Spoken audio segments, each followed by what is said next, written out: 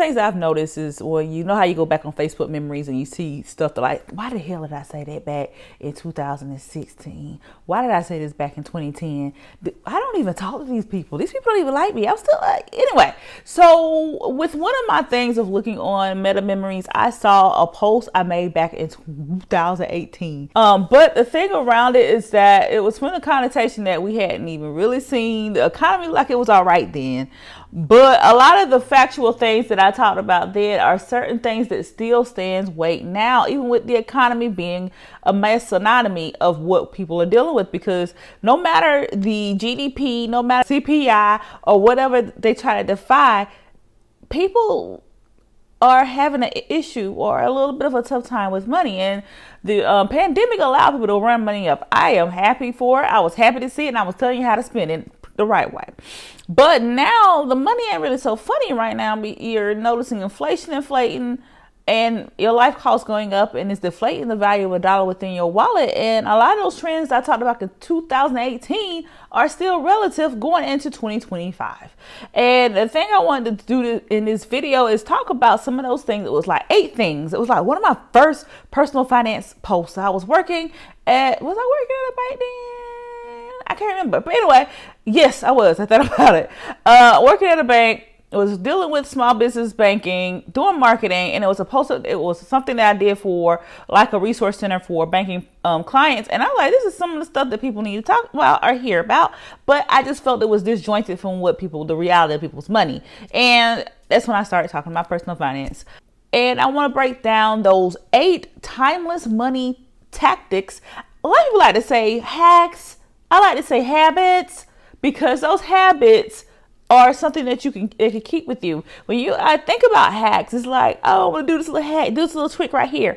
No, babes. When it comes to money, it's no one trick pony to it. It's about understanding where you are with your money, what your goals are, and then how can you build a roadmap or a SOP, a standard operation procedure, of your money. Oh, my bad. My name is Nadia. I'm a financial planner as well as an educator. Help people understand their wallet while they build their wealth. But in this video, we're really going to just break down a post from 2018. I'm going to let you within my meta memories to say, hey, this is what I was talking about. This is how I was feeling. But really, it's the ceiling when it comes to personal finance is still the same. People are still asking questions about high yield savings accounts. People are still asking questions about how to do a budget. People are still asking questions about understanding their Roth IRA. People still are trying to figure out their money, honey. I know people like say, I want to have $1 million, and you see articles telling you that the average American feels comfortable with having $2.3 million in assets. But a lot of people don't really have $2,300 in savings. We all be millionaires? No, but we'd love to have that. But I want us to find the contentment and understand the currency on building that freedom. So let's get into it. The first one that I talked about was splitting your money. I know you're like, oh, what that mean? So the thing with having multiple bank accounts is that while this may seem basic, it's really not. A lot of Americans are still utilizing Cash App. I'm not judging, just talking about it. Cash App as a bank account, because if you're not really cognizant, you do have a routing and checking routing number when it comes to the Cash App. But a lot of people are still not trustworthy of the banking system, but also only rely on everything. The check comes in and everything goes out with that one bank account. So what I meant by that post back in 2018 is that while having multiple bank accounts is a game changer, it's understanding how many do you need to have.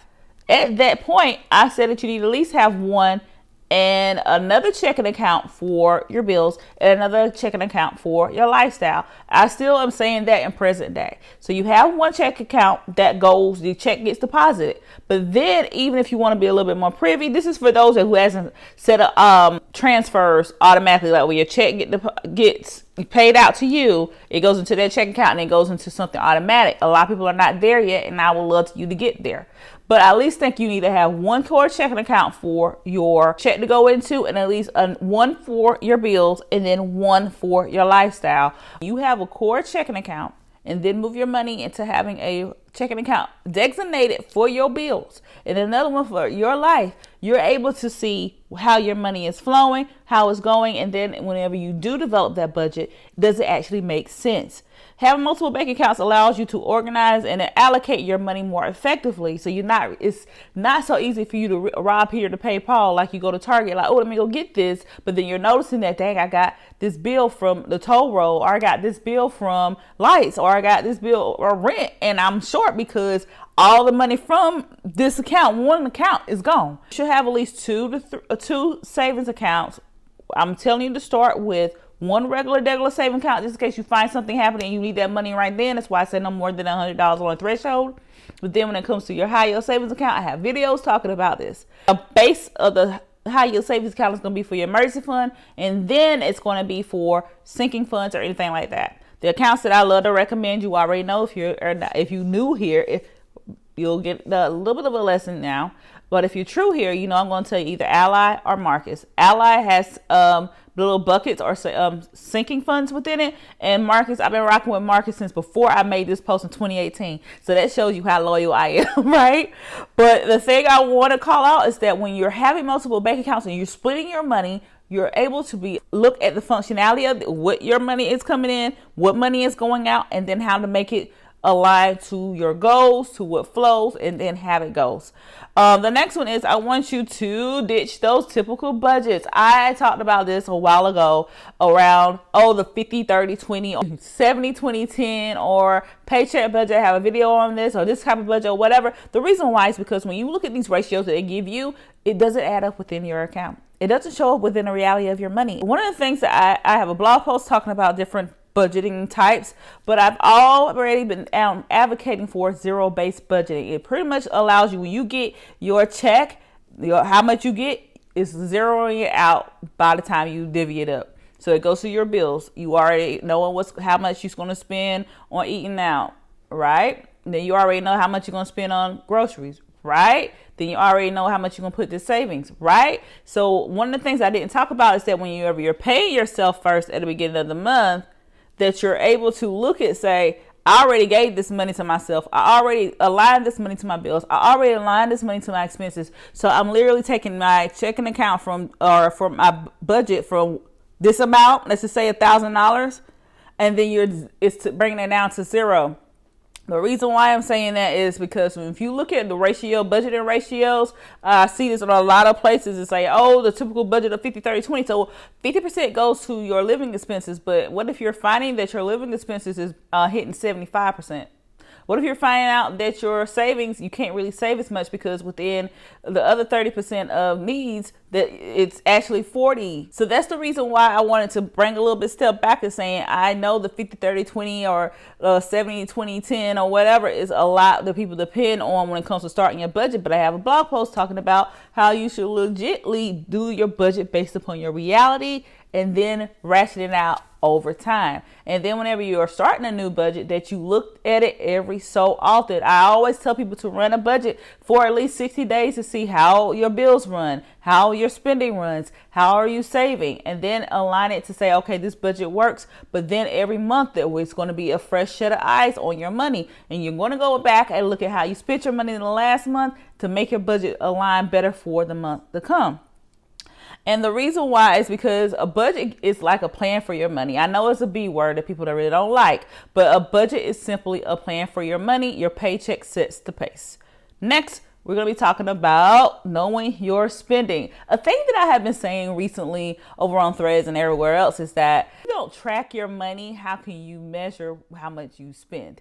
So you can sit here and say, I had one person come to me and say, I budget $60 for eating out, but I realized that in the month I'm spending $100.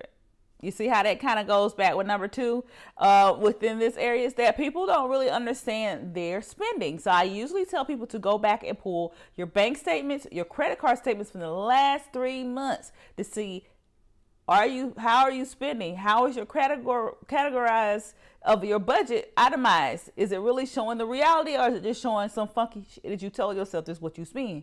It's not the reality. So it allows you to understand what you don't measure, you can't measure what you don't track. So if you don't measure it, how can you track it?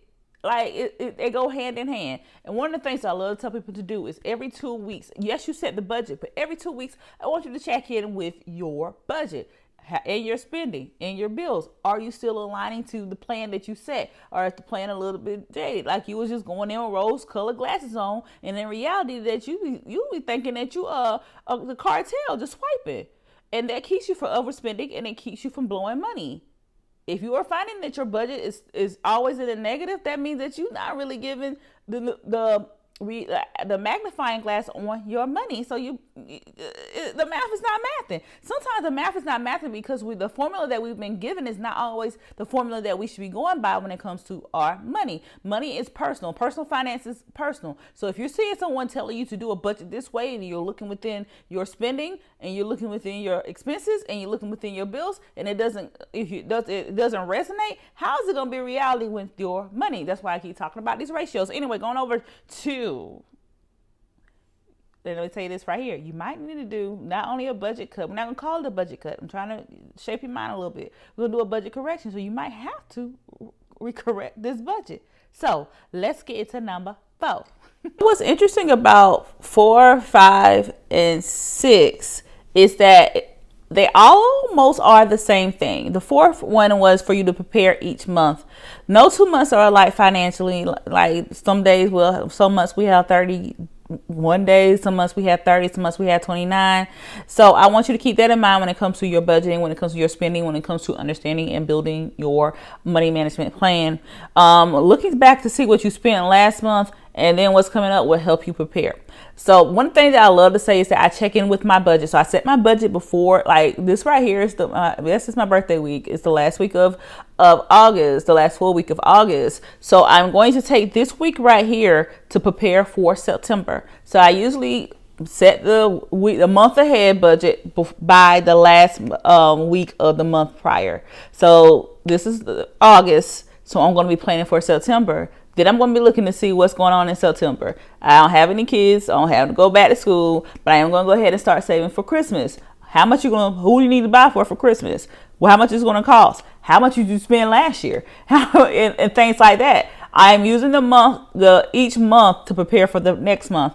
So the thing within that, when you're looking at last month and preparing for the month ahead, it allows you to anticipate any expenses and surprises. Okay, now number 5, like I said, 4, 5, and 6, I looked at it and I was like, oh man, this sounds like kind of go hand in hand. Anyway, but this one is understanding and finding your ratio. I think I touched on that in the number 3, but with understanding your ratio, I've already talked about the 50, 30, 20 is usually what people say when it comes to understanding your budget and getting started. The thing when it comes to understanding and finding your ratio is that you might see someone suggest to you 50, 30, 10. Then you go back and look at your expenses and you notice that, hey, my 50% is actually more, like for my housing, is actually more than what this ratio that they suggested is. So this was the reason why one size does not fit all with ratios. What is suggested of the 50, 30, 20, and 10 or whatever the budgeting is that oftentimes it doesn't give the reality of your expenses. And honestly, truly, if I must say so, that it's a reason why some people relationships with budgeting is so jacked up, it's so toxic, is because you're not understanding the reality. It's like you going into a date with a representative and you're not really getting a clear understanding of who they are because they're masking it. So 50, 30, 20 allows you to mask what's going on with your money because you feel this ratio, you need to feed, the puzzle need to fit. That's my twin. But if your twin is not giving you a realization of what's going on with them, how is it going to go? How is your math going to math if you are using the wrong formula? And that's oftentimes what goes on is people think this is the formula I need to use without looking at what's going on with their money. And then when they are plugging it in, it doesn't play. And then they find themselves in the red. They're like, what the hell? So that's why I find that understanding your budget ratio is key. And oftentimes I suggest people to look into zero-based budgeting. Zero-based budgeting is pretty much when you get paid, then you set your plan with your budget. It's like a plan for your paycheck. This is your plan, right? Then you're going to say, hey, I get paid $1,000 and I have already itemized and dealt each dollar of that $1,000 a job. Meaning this is what they're going to do. This is the job description. This is the automation. That's when they're going to get back into play. And then by the end of you budgeting, you're going to have $0.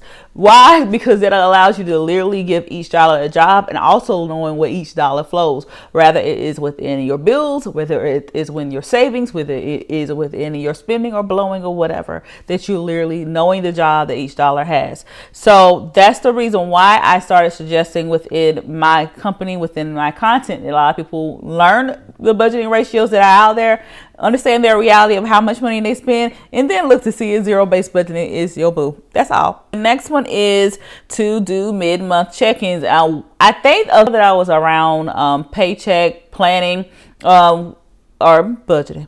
I like to give different names to things. Is that you do mid-month check-ins. This is how I do my budget and how I suggest my clients to do my budget. I'm suggesting you to try it out. Is that you look at the whole month ahead. All right, cool. So within this month is August where I am filming this. So I already planned my spending for August back in the last week of July. So in the last week of August, which is a very good month, I am looking at not only the month ahead coming with September, but also how did I spend the whole month of August, to say, did I overspend on stuff? Yeah, I overspent on something.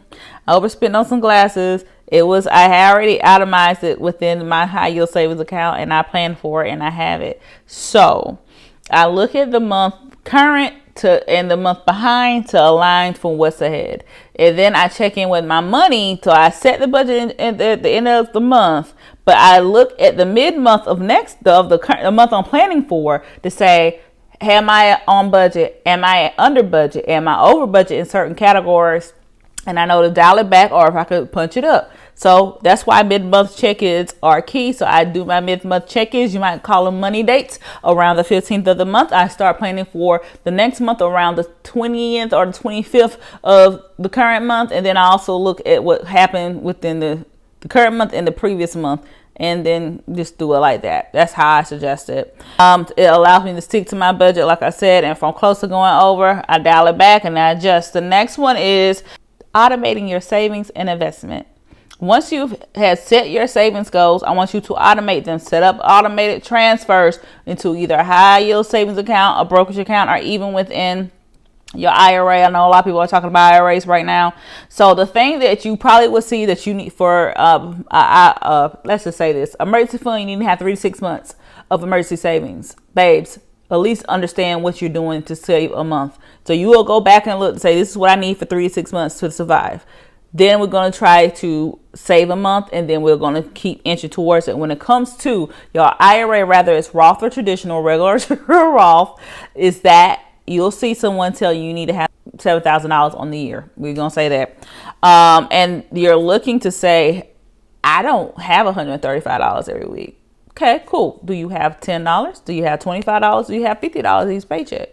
So it's about seeing what the goal is and then determining how it flows within your account. We talked about high yield savings accounts on other videos, but no matter, a lot of people have been talking about this part though, is that after the Federal Reserve is getting ready to do some little turns in September, is that you're going to see a timber or a fall when it comes to APY in your high yield savings accounts as well as CDs, because those run off of a APY, which APY is annual percentage yield. This is how much you save more. They pay you more for saving. So with the Federal Reserve doing what they're going to do with the interest rate cuts, you're going to see the APY drop on a high yield savings account and a CD, but you're going to notice the APY drop quicker on the high yield savings accounts than the CD.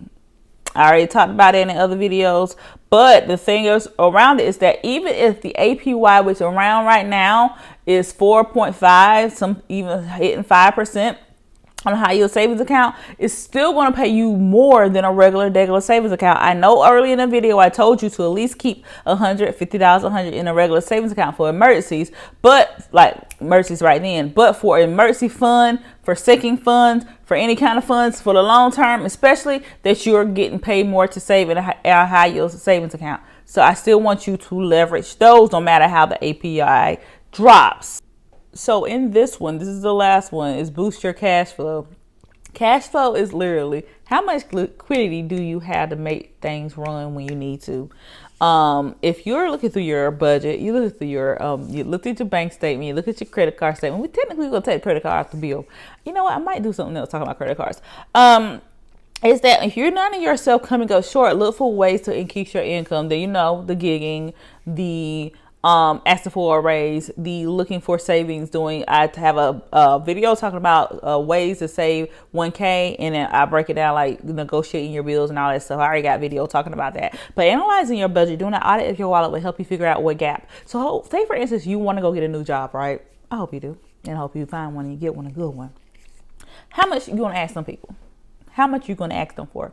You don't just go say some blind ass number that you see social media tell you. You do your market research, but you also do the research of the person, your expenses, your life. How much does your life cost to run? If you're noticing yourself getting into the negative and you know that you need to have this much, how you going to know how much gap to give yourself? How much gap do you have?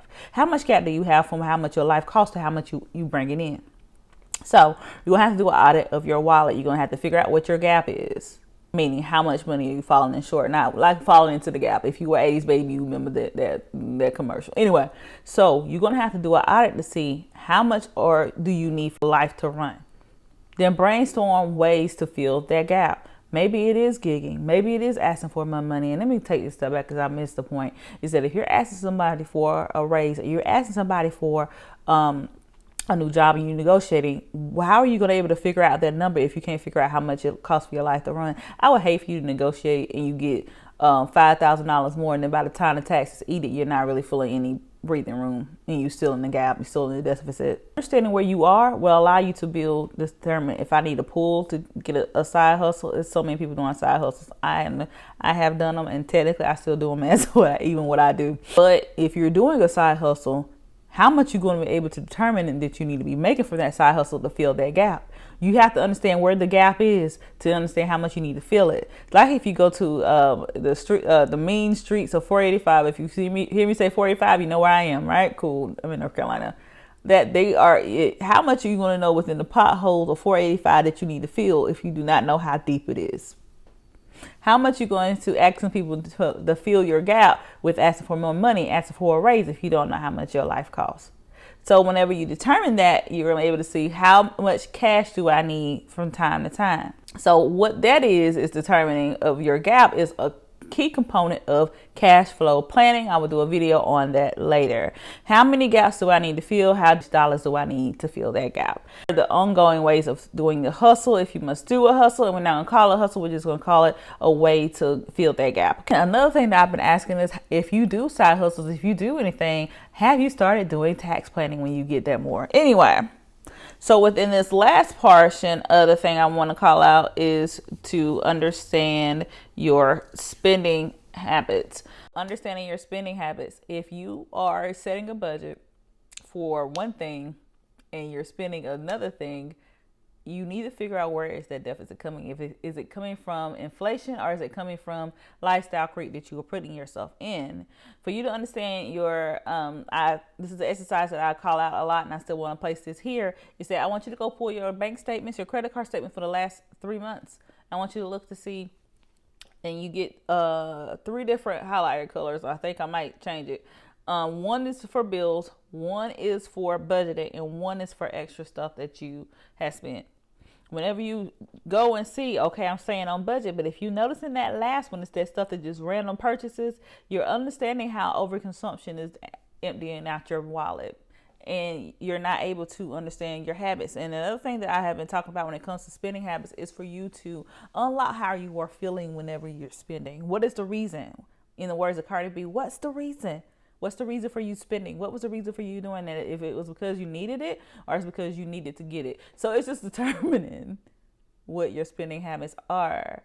And one of the things that I've talked about is that when you find out how to manage your money, how do you want to track it? You can't measure what you don't track. If you do not track your spending every 2 weeks, how do you know that your budget is working? And one of the things that I want people to do is determine what method of tracking works for you. Is it going to be the budgeting spreadsheet? Is it going to be an app? I have a video on apps. Or is it going to be a combination of both of them? Or is it going to just be you checking your bank statement every time, or your online banking every time? And another thing, a little caveat, I love doing caveats, is that if you know I want you to understand how transactions flow within your account. So you know that you get paid and it's gonna hit this certain day, and then you notice that it's gonna take this amount of time for certain transactions to hit into the and to take their dollars. That you understanding how your bank account works. Anyway. But you can get tips on social media about budgeting out. You can get tips of saying whatever. But if you don't understand how the tactical layers up for you in your account, you can't. It's crazy. You can see on social media for you to become a millionaire, for you to make six figures. But if you don't understand how to figure out what's going on in your money, it's still not, the math is not going to be mathing. I want us all to be having more and to understand the flexibility that freedom gives you when you make more money. But I want you to manage the money that you have now. If you can't manage $10, how are you going to be managing 10,000, managing 10 million? I wanted you to learn how to manage that $10 so you can manage more later. So I think that's it. Another thing is understanding how your credit card or your debt payment is working. And this is something sidebar. I always do sidebar stuff. It's me. When it comes to, it was a client that I had, and they had a $500 credit limit within their credit card. They were trying to knock it down. I had them pull their not only their bank statements in paper, but their bank statement on credit card statement online. Then I wanted them to see when was your statement date, and then when was the interest hitting, and then what was your payment. Then whenever you're looking at, hey, this is what my credit card, this is my amount due. So what is the interest payment that you have? Then when you determine what interest payment that you're being, the fee that you're being charged, which is your interest, APR, the different type of interest. Then whenever you're seeing that amount of money, so say for instance, on that payment that was $25, they had interest around payment or interest being added on around $15. So that 25 plus 15. And then what I would usually suggest them is, after we look at their budget to see what works, what doesn't work, is that of that 25 to 15, can you add 10% to that? That will help you see some motion within that. If you can't add a 10%, doing the minimum payment plus whatever the interest that you're being charged at the same time will help bring it down to. So that's it for today's video. If you find any of these tips helpful, let me know within the comments below. Also, like, subscribe, and comment, obviously, and share with somebody that you know that need to take these tips that I gave back in 2018 and make it play within their money now.